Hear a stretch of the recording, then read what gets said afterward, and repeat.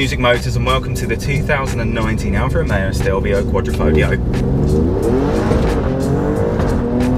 For many years I've been a huge fan of Alfa Romeos in general, because they are simply effortlessly beautiful and pretty bloody nice to drive, and that's where this Stelvio kind of continues on from everything that I've always known about them, because it is effortlessly beautiful. But something about this one being a Quadrifoglio kind of tells you something a little bit more special, helped by the fact that you've got these huge vents on the front, these ginormous 20-inch alloy wheels, and the fact that, God, it sounds like this.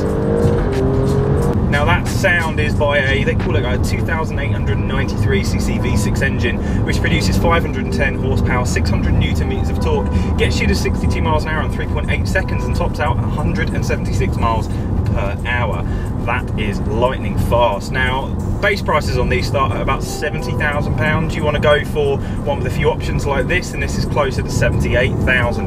But 78,000 for a vehicle which sounds incredible, is actually remarkably comfortable, relatively spacious when you consider it, has a decent amount of practicality and usability on a daily basis, and looks as wild as this does in such a beautiful way.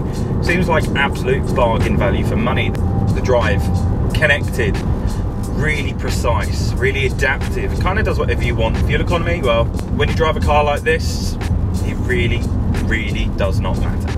When it comes to interior comfort, well, yeah, really supportive front seats, decent rear leg room, great headroom, and I excuse over the top of this, I do have a sat nav kind of cutting in and out, so if that's what you think you can hear, that is exactly what you can hear. But God, the interior comfort is great, and while this is a firm ride, as you can probably tell, it's not bone breaking, it's just really nice and supportive. But on back roads, when you're throwing it through like this, there's nothing that doesn't seem achievable. I've never driven this car before, and I already feel totally connected and at one with it from every point of view. And I mean, I've put it straight into race mode, and that's not something you'd ever see me do in an M3 or an X5M or anything like that. I kind of push my way into it slowly. This, I'm not going to call it idiot proof, because it certainly is not idiot proof, but it's very easy to drive. This truly is one of those cars that Alfa have just made legendary.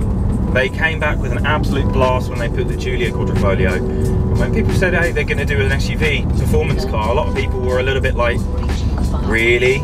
All I can say is they've nailed it.